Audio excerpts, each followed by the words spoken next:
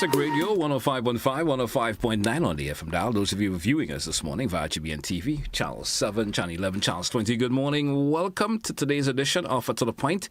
It's Thursday, the 22nd day of August. And you know what happens on a Thursday here on To The Point? We do have various representatives from the RGPF, various departments, I should actually say, from within the RGPF.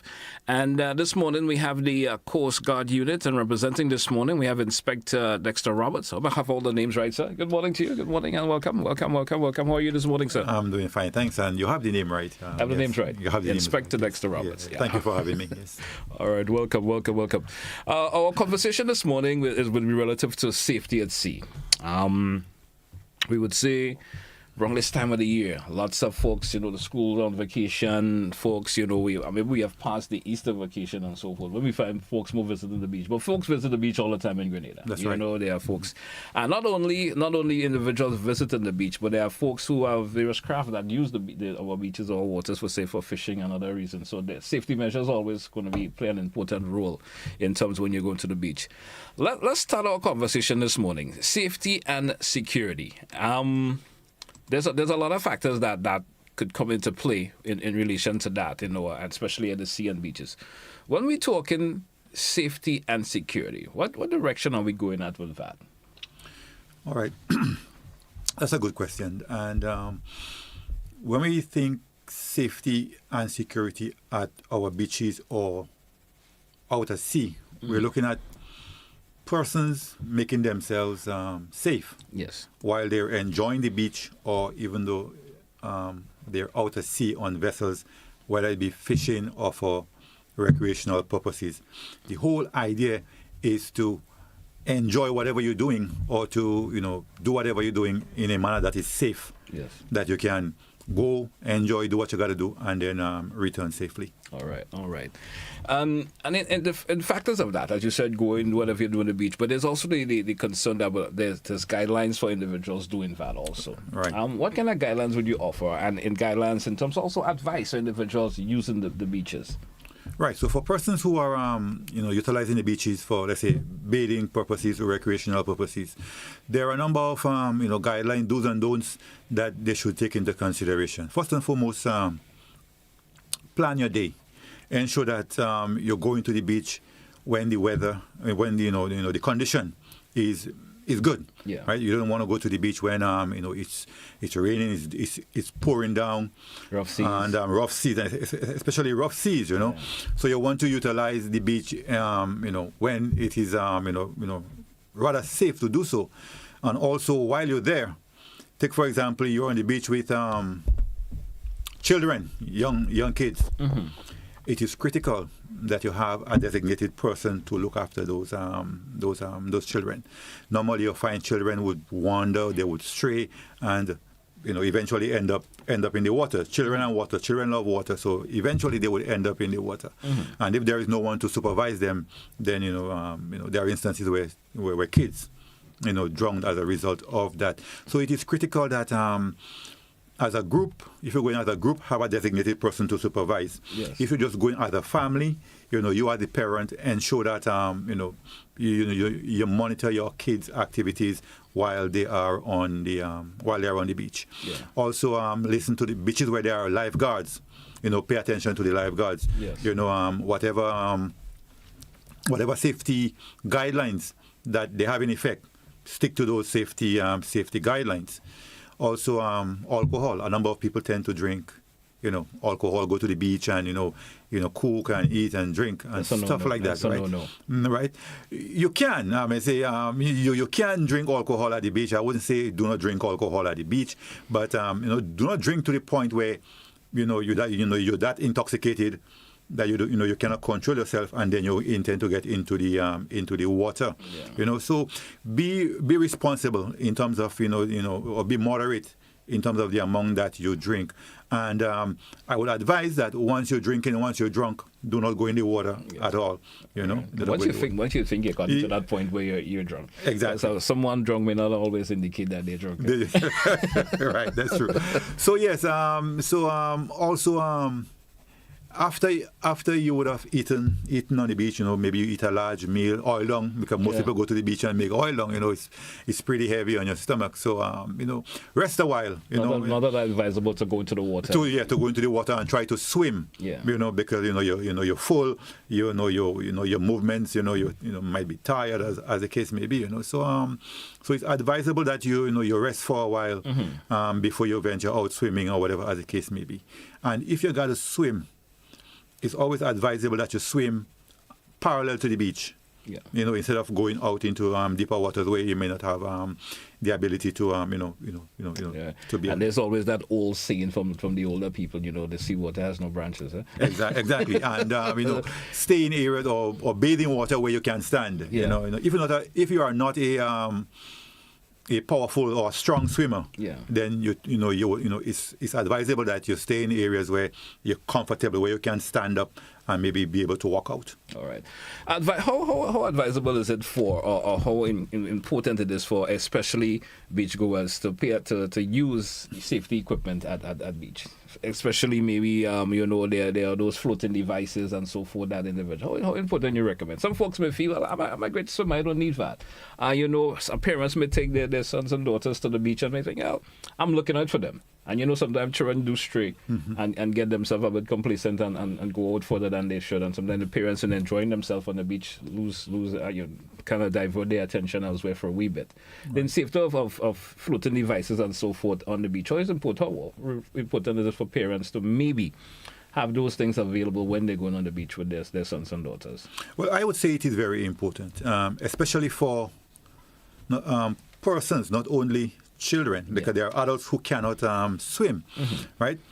If you're not a strong swimmer, if you cannot swim at all, and you choose to go out into let's say deep water, I would personally advise that you put on a life jacket, or you put on the the armbands for the children, basically to keep them afloat. But the thing is, as that's my opinion, as adults, we tend not to want to put on the life jacket because it makes us look, in a kind of way that it embarrasses us. So we don't want to see one person to see us with a life jacket on the beach, swimming and bathing. So so persons generally don't tend to put on life jackets per se when they're on the beach, But for the younger children, kids, I would advise that you put them on, that you put it on them, even though they maybe pretty okay swimmers. Okay, I just recommend it. Let's talk a little bit about safety equipment. Let's continue, especially in terms of for the importance of owners and operators of of fishing vessels and so forth. Safety equipment, the importance of it. Very important, very, very important. Even folks with the pleasure crafts and so forth, the importance of the safety equipment. It's critical in every job, in every occupation. There are safety measures, there are safety precautions that must be obeyed. And both operators, whether it be for recreational purposes or fishermen going out in the maritime environment, there are a number of safety precautions that they too have to obey. And, sadly, too often we find persons going out there not paying attention to the safety requirements, safety equipments, and they do find themselves in problem, and they have nothing to, to fall back on. Yeah. So when we're looking at safety equipment, we're looking at life jackets, critical life jackets. And the thing with life jackets is, even though some vessels may have them on board, they were located up in the bow, up in an area where it is not easily accessible in case of an emergency.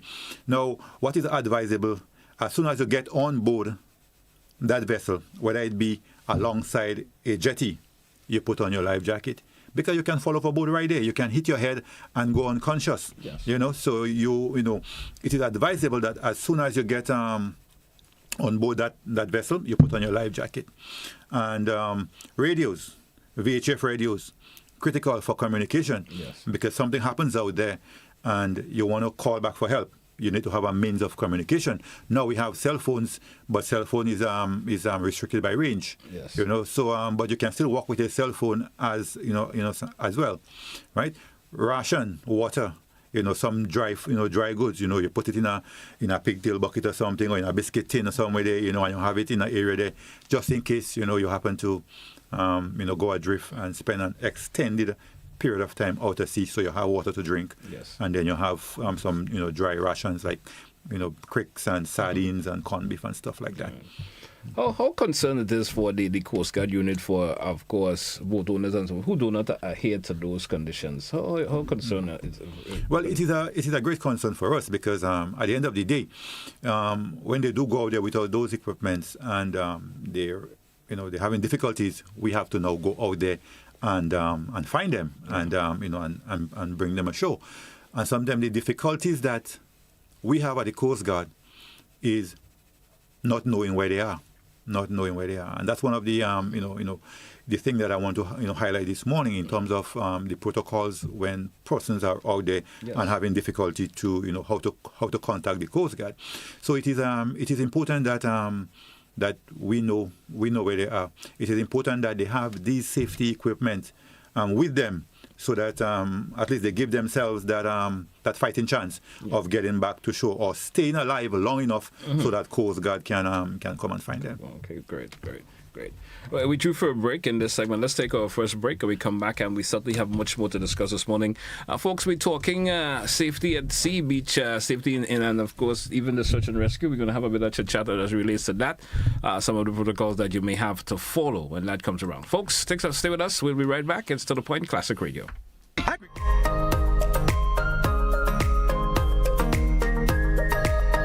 We all got our families to protect, and it means that we got to protect our communities. Let's stop the gun violence. The truth is, we all tend to suffer. No one gains, we all lose. The families are affected, churches are affected, communities are affected. Let us put on the guns and the weapons. Let us unite. Let us build a better Grenada. I am Dylan Felix, Barcelona Olympia 1992. Peace out. A message from the Ministry of National Security.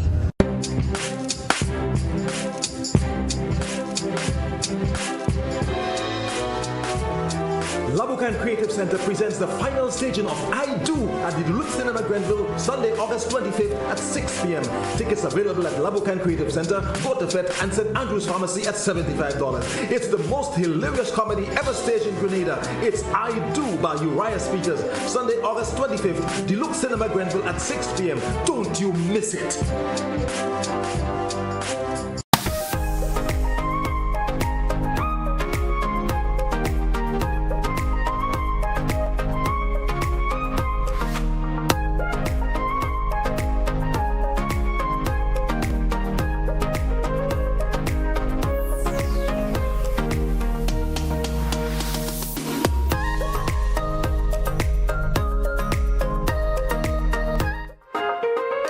Welcome back once again, listeners. Welcome back, viewers, To The Point Classic Radio and GBN TV. Once again, our social media, of course, audience, those who've had a Facebook, YouTube channels, good morning and welcome back. Welcome back, Inspector Roberts.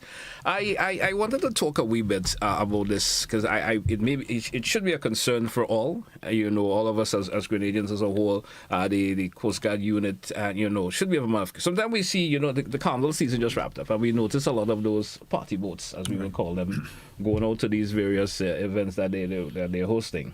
What is the concern in terms of that from the Coast Guard unit, the RGPF in general, as relates to, sometimes we see these boats, may get the impression they may not be having, but having the excess amount of people over the capacity of that is supposed to have on board, the concerns in terms of the life jackets that we spoke about, and other safety concerns as it relates to the VAT. What kind of concern that sometimes come across the Coast Guard unit? And what were some of the procedures that these boats should be following? Right.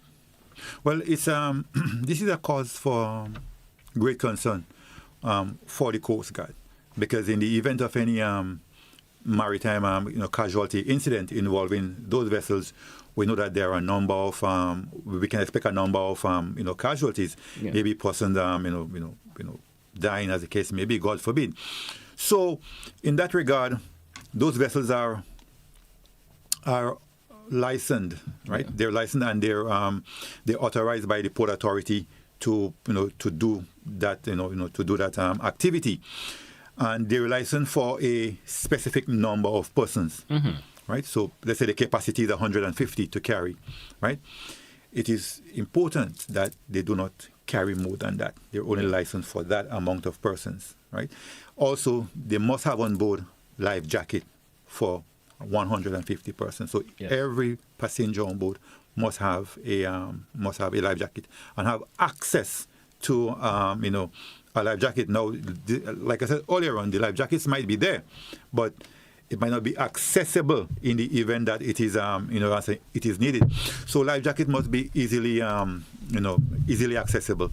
Also, the safety equipment in terms of radio, they must have a working radio.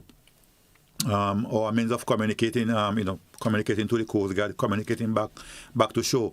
The vessel must be seaworthy, and the Port Authority, who is the licensing authority, they would do checks on on those vessels. They are the ones that grant them the license to operate. But we at the Coast Guard, from a safety perspective, we would board those vessels from time to time in conjunction with Port Authority personnel, and we would carry out our safety checks. And for the Carnival, there were a number of cruises for the Carnival, and both the Coast Guard and Port Authority were involved in checking those boats continuously, ensuring that they carry the prescribed amount of persons and they were within all the safety parameters necessary for safe. I asked a question for that. Can you, as you mentioned, they are licensed to carry 150 people, but that does 150 inclusive of the crew, or just the inclusive of the crew? Inclusive. So it should be 150 inclusive of the crew. Of the crew. So if the crew, they have a crew of 10, they should have at least 140 people. 40 persons. And that extra 10 should accommodate the crew and so forth. That's correct. All right, understandably so. All right, let's get into another, of course, means of the conversation this morning. I want to talk a wee bit in terms of emergency response protocol. There's a vessel that went out there for some reason or the other. Communication may have gotten distorted. For some reason, family members may now be the ones reporting that X, Y, or Z went out, and for some reason I haven't heard from them. They promised to be back in an hour or two. Just for general talk there. How does that process roll in terms of the emergency response? How does that protocol flow? Okay, it can flow in a number of ways. As I mentioned, this vessel went out and they haven't returned, and there was no communication between them and, let's say, the persons ashore. So now the families ashore now would call and say, my son or my husband or whoever went out this morning, and they were supposed to come back 5 o'clock, and now it's 8 o'clock, and we haven't seen them. Now, once we at the Coast Guard, receive a call like that, first thing we need to know, where did they go?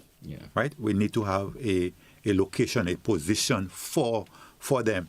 And sometimes, unfortunately, the persons that call us do not know where they are. They might say that they went south, or they went in the east, but the south and the east, those are large areas. I'm assuming also it's also important for whoever is going out there to leave adequate information. Right. And sometimes folks don't do that, right? Right. And in our engagements with the fishing community, that is something we drive home relentlessly, the fact that, say where you are going. Now, if you are going to fish outside of Point Celine, let someone know that you're outside of Point Celine fishing.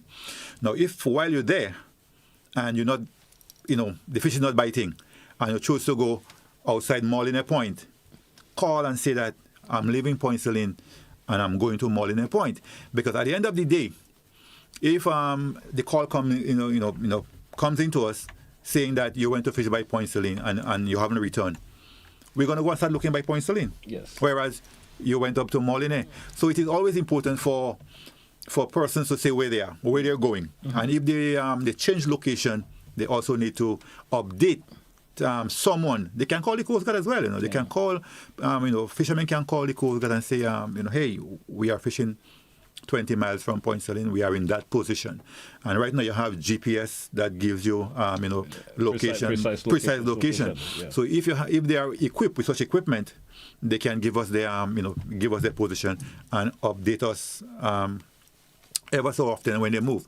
So once we get that call, we would once we get a position, then we would deploy and head to that location and start a search. Now they may not be in that exact position because you have wind and you have current that would move that vessel from that position. So based on the amount of time that passed, and based on the speed of the current and the wind, how it's blowing in its direction, we can do some calculation to find the most probable location where that vessel can be, and then that's how we basically do our search and rescue in terms of finding persons. Okay.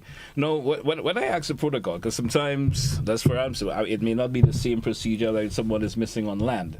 You understand? Is there a time factor that comes into play before you start, or is it once the report comes in, we have an instant where the Coast Guard instantly goes out and start doing the search? Well, it depends on the situation. Now, let's say we get a call from a vessel that, hey, we're sinking, right? We're in position X, Y, and Z, and we're taking on water and we're sinking. Right now, we are deploying, small boats or say, safety boats, or persons are in the water.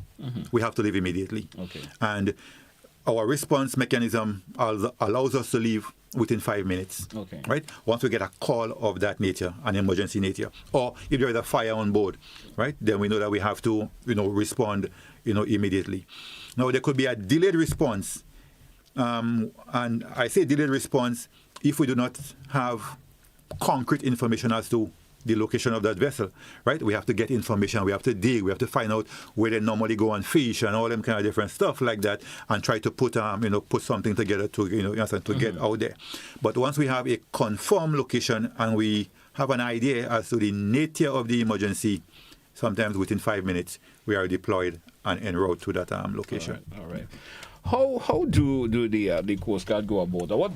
Now should I say how do they go about? But I should say what is the procedure or information you would like to share this morning for individuals, especially who goes out there and run into difficulty? What are some of the practices that individuals should of course to try to save their lives and make it easier for them to be found? We understand the boat. Let's say, for instance, the boat may have capsized. There's a fire on board, as you mentioned also. What are some of the procedures that individuals go there who runs into difficulty? What are some of the procedures that they should follow suit on? Well, it depends on the situation. And what we advise, take for example, a vessel is, let's say, broken down. Yeah. It's a drift. We advise persons to stay in the vessel. Your chances of being rescued is greater by staying with the vessel than, let's say, you might see land close by and thinking that you can swim to land. So we advise persons to remain in the vessel instead of taking the chance to swim to shore, because the current might not be taking you to shore, it might be taking you further out at sea, and sometimes it is difficult to swim against the against the current. You also have to look at things like shark predators in the water. So we advise person to do that. We advise that if persons are in a group and they are in the water, let's say the vessel capsized, right, and they're in a group, we advise them to stay together as a group, huddle together, basically link their arms and stuff together and stay together as a cohesive, group. What that does is that it provides protection, it provides safety, security, and it gives moral support as well, and it also creates that buffer. I won't say not like buffer, but that for persons who cannot swim or are not strong at swimming, they will be able to hold on to that other persons in the group. So they have that sense of security. Exactly. So they have that moral support. They have that security. They have that that ability to hold on and maybe last longer. So can decrease the panicking exactly. Also. Because if, let's say, they were to separate themselves, one is over there, and everyone is far apart, panic steps in and all that kind of stuff like that. So we advise persons, once you are, let's say, 2, 3, whatever, or group, stick together as much as as possible. And it makes a bigger target for aircraft that are searching for you. It is very difficult to see one head, in the water. In the water. In that body of water. In that body of water, exactly. Just see one person. Yeah, one person. So we advise that. Now, a vessel that is burning, you cannot stay on board. You understand? Because fuel, explosion, as the case may be. So if it is a situation where you have, let's say, life raft, yes, deploy life raft, get into the life raft, and get away from that vessel as quickly as possible. A vessel that is sinking, you also need to get away from that vessel, because once it sinks, it will take you down with it as well. So once a vessel is sinking, we advise person to get away from that vessel as as quick as possible. Grab onto whatever flotation device that you can hold on to, apart from your life jacket being on you. Yeah. Whatever other flotation things that float that you can grab onto. We advise person to hold on to that as well. All right, great. I certainly hope individuals who are listening over here this morning, and if you, for some reason, you decide to go out and do those fishing excursions out there, follow these procedures. It can probably save your life. Of course. I mean, sometimes you understand when folks out there, the panic will kick in. I mean, because we are humans, and you're thinking, well, I'm out there all in this body of water. Even though you have the kind, if there's someone that does not have that sober-minded to keep you together, we know how that can already turn out to be. Of course. Yeah. And there are situations where persons would, let's say, be out at sea, maybe lost in the water, and they survive for hours. They didn't panic. They relax themselves, and eventually, over time, I guess the search party went out and they find them. Now, we as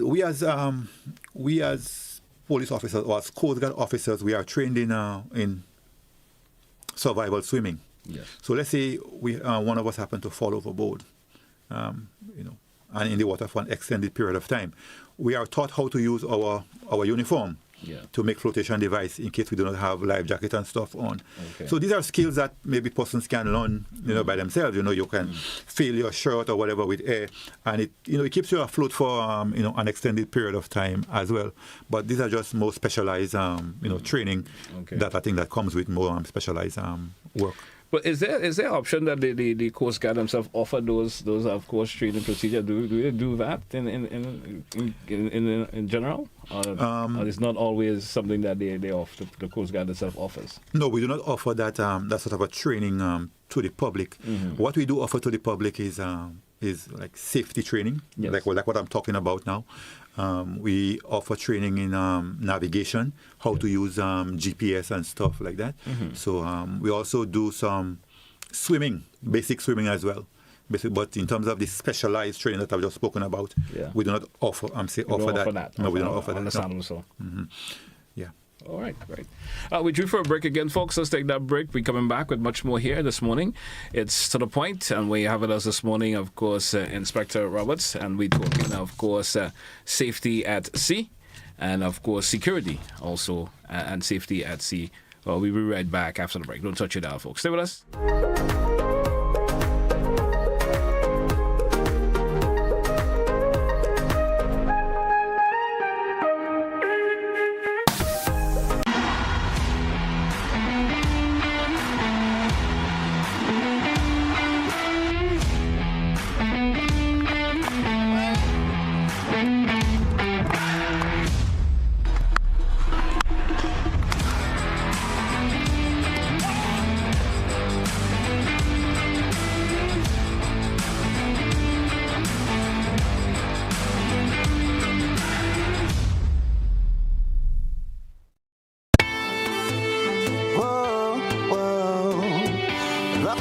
We say, yeah.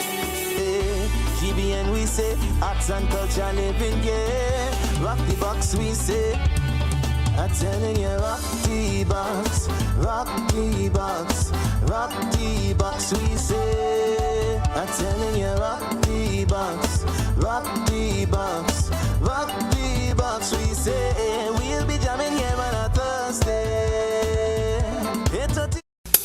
I want you to control your anger. There's a way to feel better. That's one thing to remember. No matter where you are, you can be a star.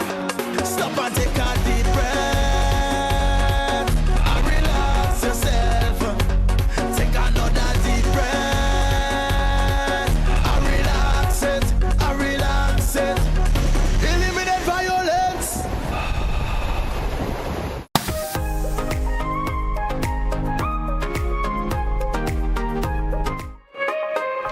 Welcome back, listeners. Welcome back, viewers. It's To The Point, Classic Radio GBN TV.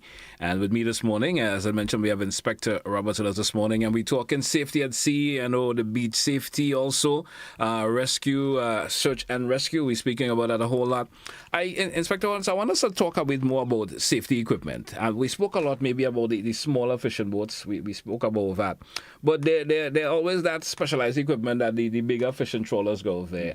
Speak to us pertaining to those safety equipment that these particular fish folks the folks who go out and fish, they may stay out a couple of days, sometimes for weeks, doing their fishing and so forth. Tell us a little bit about the safety equipment that these particular folks that go out to fish will really have that is important, right, just in case of emergency derives. Right. So with regards to the fishing fleet, yeah, right, vessels that are registered with the fisheries department, as fishing vessels, every year the fisheries department will do an inspection, yeah, of those vessels to ensure that they have the basic safety equipment on board their vessels. So so once a year, fisheries department will do that. So they will check their, for the size of vessels, to check and see that they have a radio, they have life jackets, they have flares, yes, and those stuff like that. But the bigger boats that are going out, the trawlers that are going out and do the long line, 100, 200, sometimes 300 miles out at sea, they're required to have more in terms of safety, safety equipment, because they're further out there, right?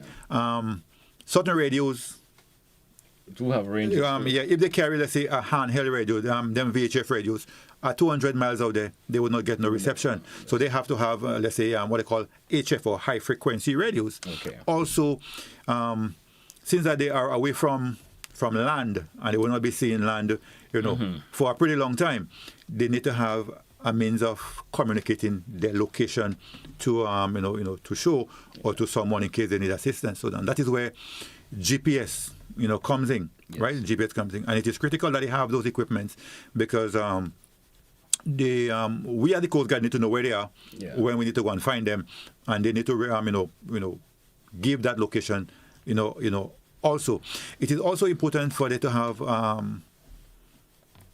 a life raft. Yeah. Right, a life raft. It could be a wooden life raft, or it could be an inflatable type life raft. As the case may be. But they also would need to have, a means of getting away from their vessel in case it is sinking or it's on fire, to be, into another, safety boat. So there is this system that is called AIS, which is automatic identification system. It's an electronic system that gives the vessel name and location where it's at, and it can be monitored from shore. So at any point in time, we at the Coast Guard, we have the system where we can see where the fishing vessels that have that piece of equipment are at any point in time. So it's easier to pinpoint them. So it's easier to pinpoint them. Yes. But the thing is that system can be turned off. Okay. Right? So when it's turned off, we do not know where persons are. And persons can turn it off for a wide range of for various reasons. You understand? Yes. So we always advise them to to keep it on, because if you're fishing and you're fishing, then if that's what you're doing, yes, then there is no reason to to turn it off. So boat owners, especially the trawler operators, that's a critical piece of equipment that they can invest in. Right? Your safety is important. There is no amount of money that you find too much to spend on your safety. So the safer you are, is the better is the better you are. So we advise the larger vessels, the trawlers, to invest in GPSs, and not only one, but have a backup system in case one fail. Then you have another redundant system that you can bring online. And also training, right? Persons must be au fait. They must be knowledgeable about the job that they do, knowledgeable about the sea, being able to to read the environment, know what is happening, and being able to take the the proper actions. Too often we see boat operators, somebody who just wants to go out to sea buy a boat or build a boat and then they're out in the sea. and then they're out in the putting sea these protocols in place. without no protocol in place, without learning safety precautions, without having the safety equipment, without even being aware of what is called the rules of the road. The same way we have driving code, highway code. Yeah. There is a highway code for the sea as well. Okay. It is called the collision avoidance rules or rules of the road. That's how we call it. And it tells boat operators what to do, where to pass, how far to travel in certain areas, and stuff like that. And it's sad to say that, the boat operators, the guy who will just build a boat tomorrow and go out to sea, has no idea and has, no clue as to what that entails. And then from time to time, we do see these individuals running into problems, and then we see what happened. They go adrift, and then for a lengthy period of time, and then sometimes we end up with loss of life. Also, I want to ask how important it is for all crew members in a particular to be knowledgeable, especially. Let's say just the captain alone is knowledgeable of the GPS system. How important it is for the training for all crew members who are part, or just have that basic training of communicating or using the communication equipment. How important is that? Well, I cannot, overestimate the importance of that, because you as a captain alone, being the sole entity with that knowledge, in case something happens to you, what happens? You understand? What happens? Everybody else seems to be doomed, right? To be doomed. So, they have to build into the operation that ability to, to continue. Yeah. So in case, the captain is down, then someone else can, can step in and is able or is in a position to, read the equipment, utilize the equipment, manipulate the equipment, and to maybe having basic navigational skills also. Exactly. So I would assume that the captain would train his crew in the process of or how to use those those equipment on board, especially the GPS, because it can be a little technical in terms of maybe reading reading the the screen. And let me give you an experience I had. There was this boat operator that went out to sea and ended up in a squall, which is an area of rain and stuff, and he was disoriented. He had no idea where he was, But fortunately for him, he had a GPS on board that was operational. Yes. Unfortunately, he was not able to read the GPS. To read the GPS. So when he called for assistance to the Coast Guard, I can remember I was working at the time. I answered the call, and I asked him for his position. What's his location? He was unable to read the location for me on the GPS, although it was there. So I had to walk him through the process in terms of, okay, there are some numbers on the left-hand side, just give me those numbers. I know what it means. So I was able to, once he gave me those numbers, I was able to, to give him a course to stay to come back to shore.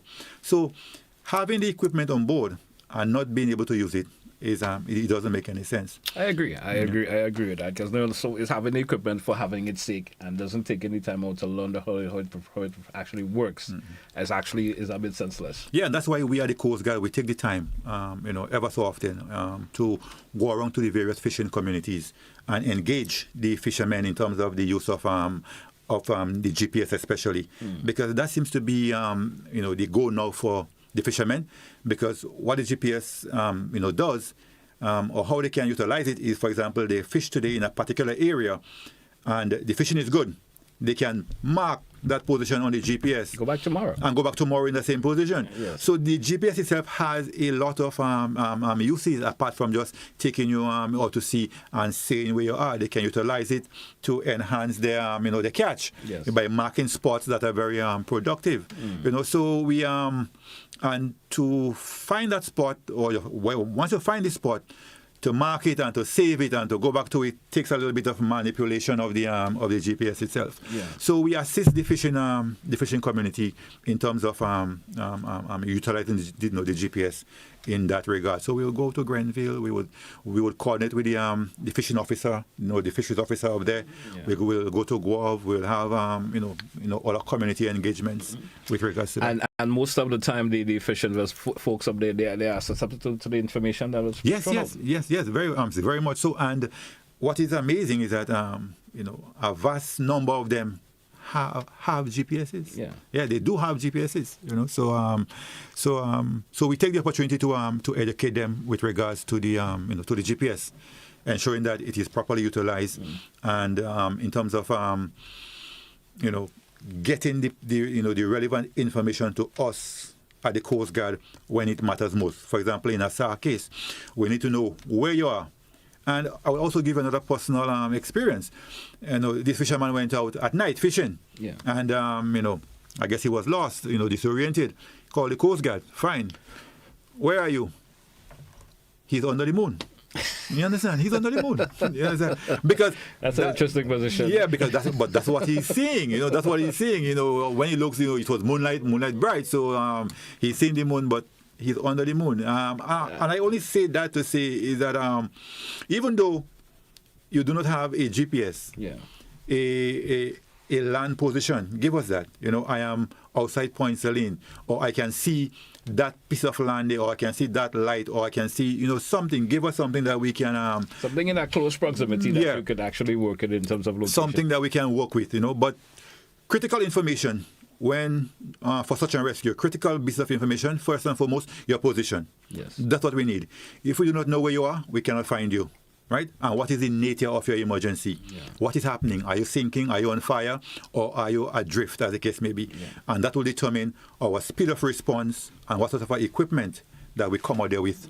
Sometimes we may have to bring a dewatering pump for you because you're taking in water. So we might have to bring a pump for you, or sometimes we may have to bring maybe fire extinguishers and stuff like that. How does the Coast Guard deal with the individual, as you mentioned, who goes adrift? How is that actually dealt with? Meaning? In terms of individuals, some information is thrown out, or maybe they're still at radio that works. Probably the individual does not have an engine now, there's no, the analog way of bringing them back a show. But no, if only they are adrift, how does the Coast Guard deal with that? Okay, once we get a call and we know where you are, we'll come to your location. Once we find you, we engage. We engage you in a tow, and we take you back to shore. Take you back. Okay. There are times when our vessel might not be capable of towing you based on the size of your vessel.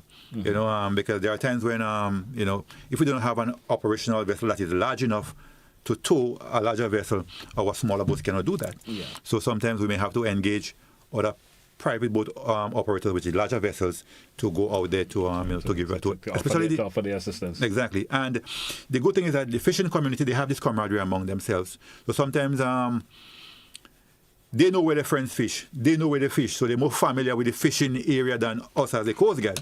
So in instances where we do not have a position or for you, and you're 100 miles out there, and it's difficult for us as a Coast Guard to go and find you, the fishermen offer the assistance. And they will go there because they know that, man, he always fish in that area there. He always fish, in that area there, Right, so that those kind of things happens also. All right. We do have a caller. Caller, good morning. You're welcome. Good morning. Good morning to you, sir. Officer, safety at sea. Let's suppose that you get a call and you go out at sea to rescue these people. And when you reach outside there, you realize it's a hoax call and it's pirate you end up with it. How you're facing that? Okay, let me see if I get you right. So we go out there, we get a call, and when we get there, pirates. Yes. All right. Well, how you go deal with that? Are you prepared for that? Yes, we prepare for all eventuality. So even though we are going out to sea on a SAR mission or a search and rescue mission, we also prepare ourselves for law enforcement mission as well. So we will carry firearms and stuff like that. Caller, you still there? I guess the caller is already left. 435-2041, 435-2041. That's a number if you want to, of course, ask Inspector Roberts any question that relates to safety at sea and just the basic protocols that are followed. You feel free to do so. We do have another caller. Let's say good morning to the caller. Caller, good morning and welcome. Yes, good morning. How are you? Doing pretty well. Go right ahead with your contribution, please. Okay, please. I would like to ask the Coast Guard gentleman, Mr. Roberts. He said that he had a situation one time where a boat got caught up in a squall. And unfortunately, although the gentleman had a GPS on board, he was not able to manipulate the GPS to get a position to inform the Coast Guard. The question I want to ask is, how regular, or if ever, do they use the services of the Maurice Bishop Air Traffic Control Center to ascertain the position of that boat by asking them to contact an aircraft that is close by to check them out and get their location? Yes, thank you very much, and that's a very good question, because that is part of our search and rescue protocol. For example, whenever we receive a distress call, we would inform the Maurice Bishop Airport also that if they do have any aircraft flying in the area, try to locate the vessel and give us a position. And I would have maybe forgot to mention it earlier, but that is part of our search and rescue protocol.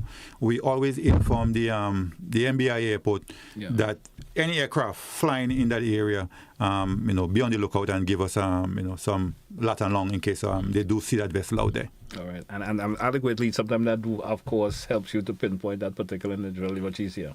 Exactly, and it saves us time and fuel instead of having to go out there and drive around and such, so that once we have a location, we go exactly right to that position. All right. 435-2041, 435-2041. We still have approximately 10 minutes left on the show. If you do have a question or two you want to, of course, engage with, of course, Inspector Roberts, feel free to do so in this segment. You also have the option of calling in via the WhatsApp, 435-2041. And, of course, feel free to do so. We talking this morning safety. We spoke a whole lot about safety equipment. We spoke about safety at the beaches, search and rescue protocol, and so forth. If we just, as we await other call, let's talk a wee bit, of course, in terms of beaches. Mm-hmm. Procedures someone should follow. Just for example, someone may go on the beach, encounter difficulties. What are some of the procedures that individual who may, if there's not an actual lifeguard there, what are some of the procedures that individual should follow just in case you notice someone is running into difficulties? Well, what we advise is that try to remain calm, calm as possible. You're out to sea, you're on the beach, you're bathing, and somewhere along the line, maybe, the current may, let's say, take you out, and you're trying to get back to shore, and it's a difficult process. We advise persons to remain calm. If there are any other persons in the area, try to shout to them. Try to get their attention. Try to get their attention, so that maybe they can come to your to your assistance. Generally, along the beach, the current tend to flow, somewhat parallel to the beach, in a kind of zigzag kind of a manner. So if you remain calm, you may not necessarily go out at sea, but you may find yourself maybe floating along the shoreline. Yes. So if you remain calm and try to relax, eventually maybe you might come ashore, maybe a little further down the beach. But it is important that as much as possible you remain calm. But it's not always that easy. I know it's not that, but that easy. But once you notice there's difficulty. What the choice if you don't? Mm-hmm. You exert yourself, you get tired, and then you have no energy to stay afloat. So as much as possible, we advise person to stay calm, stay calm, and then see what the current does, and then All right. We do have another caller. Caller, good morning. You're welcome. Yes, good morning again. Morning. Go right ahead, please, call. We'll hear you. Yeah. When the Coast Guard would have exhausted their search and rescue operation in our region, and after that exhaustion, they need external assistance. What agencies do they contact for assistance? who is responsible for our area in terms of search and rescue? Very good question, caller. It seems that you seems to have some knowledge with regards to search and rescue, but nevertheless, within our sector, the Trinidad and Tobago Coast Guard, or Trinidad and Tobago, is responsible for Grenada, the southern sector, Grenada sector, with regards to search and rescue. So whenever we have a search and rescue case, we would have to report that to Trinidad and Tobago. Depending on the nature of that report, Trinidad would provide aerial surveillance. So sometimes they would put an aircraft up or a helicopter up, and they would assist with aerial surveillance, or they might even deploy a surface asset or a vessel. We also have the regional security system that have a aircraft. So we also would reach out to the RSS, and they would also send up an aircraft, and they would assist with aerial surveillance when it's so needed. All right. And these protocols will happen after you have exhausted your search within your... Not necessarily after we would have exhausted our search. Sometimes it happens in conjunction with our search. Okay. Right? Take, for example, we have a situation that is 200 miles out at sea. Someone needs assistance out at sea. And if the location is not solid in terms of known, right? There would have to be some form of aerial search. Yes. And that is where the aircraft would go up, the helicopters would go up, and then they would do that aerial surveillance. They cover more ground, they're higher, so they have a better chance of locating that vessel before us on the ground with our vessels. So sometimes all those searches happens at the same time. Simultaneously. Simultaneously. Aircraft flying and boats are out patrolling, as the case may be. And sometimes the aircraft, once they do find that vessel, they would vector or send us to their location. Okay, great. Yeah, great. Of course, 445-2041. Once again, to our listeners and viewers, if you do have a question or two as relates to the conversation this morning, feel free to do so. We take a short break. On return, we just have approximately 5 minutes or so. We come back with some closing contribution, and if anything further, of course, Inspector Roberts would like to highlight, we do so in the next segment when we come back. Stay with us, folks. Don't touch your dial. Let's to the point here on Classic Radio GBN TV. We'll be right back. Served Grenada for decades, we are the #1 and largest electrical supplier. Hi, welcome to Sunny Electrical. How may I help? We offer electrical wire accessories, tools, and appliances for all residential, commercial, and industrial applications, which is what we are known for. And we expanded our products with new innovative ways to modernize your home. New homeowners will be captivated in our lighting showrooms. Some more pendant lights here. These are very multifunctional because they can work for kitchens, living rooms, bedrooms. We have a wide selection of lighting, ranging from indoor to outdoor and solar. We are also available for site visit services to assist you with selecting the perfect light for your forever home. We are located at Dusty Highway in Grand Anne, St. George. Sudden Electrical. Best value, expert advice, quality products. We hope to see you soon. Once again, welcome back, listeners. Welcome back, viewers, to the point, Classic Radio GBN TV. And we have with us, and once again, Inspector Roberts from the Coast Guard Unit. Inspector Roberts, as I mentioned before, we just have approximately 2 minutes or so left on today's program. Let's get some closing contributions from you this morning in terms of our conversation this morning, in terms of the safety and so forth, before we take a wrap for today. I see we're getting a call. I don't know if you should entertain the call first, and then we take the closing contribution. Let's entertain the caller, and then after we take the closing contribution. Caller, good morning. You're a final caller for the morning. Welcome. Yes. Good morning. Good morning. Yes, the same voice again. Very, very interesting conversation. Very interesting conversation this morning. I think the officer, Mr. Roberts, did very well. Excellent. But I have one more question for him. Go right ahead, please. Yeah. After you would have collected all the information that you need before you decide to go out to do a search, who is responsible for giving the command for the Coast Guard to leave its base? the duty officer, the person that is on duty at the time. So whether it be night or day, there is always someone, a supervisor, there is always someone who is in charge. And that person, once they consider all the information and determines what needs to happen, then they would make it happen. Okay, all right.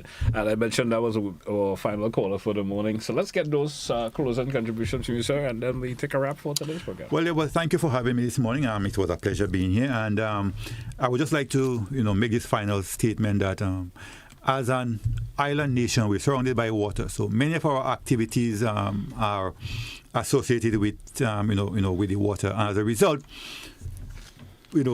persons have to be aware of the safety concern as they interact with the maritime environment.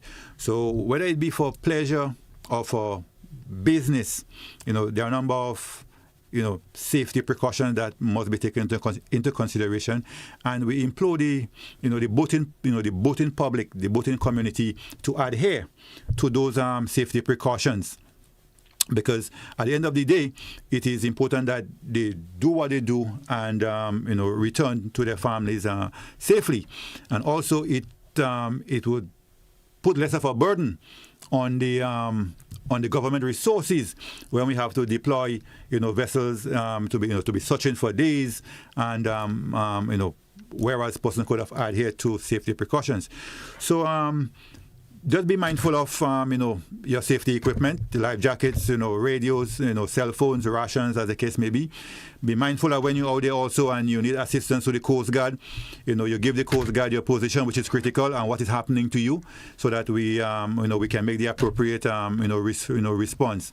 And enjoy the maritime environment. Persons who are bathing on the beach, persons who are utilizing the beaches, make yourself safe. Adhere to the protocols. Look after children, young ones. Don't drink the alcohol and go and bathe, etc., etc. So I just want to make an appeal to the fishing community that you can interact with the Coast Guard at any time, whatever assistance that you need to make to make your operation safer out at sea. Interact with the Coast Guard, and if there's any way we can help you or assist you, we are willing to do so. All right.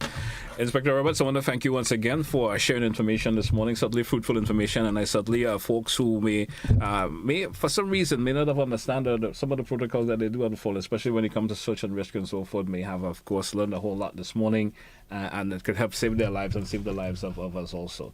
So I want to thank you once again, and best wishes for the rest of the day. Well, thank you for having me. All right. Hey, folks, that's when we take a wrap for this edition of To The Point. Have yourself a good one. Join me again tomorrow once the Almighty provides. Health, strength, and everything else certainly will be here. Have a good one, folks, and goodbye.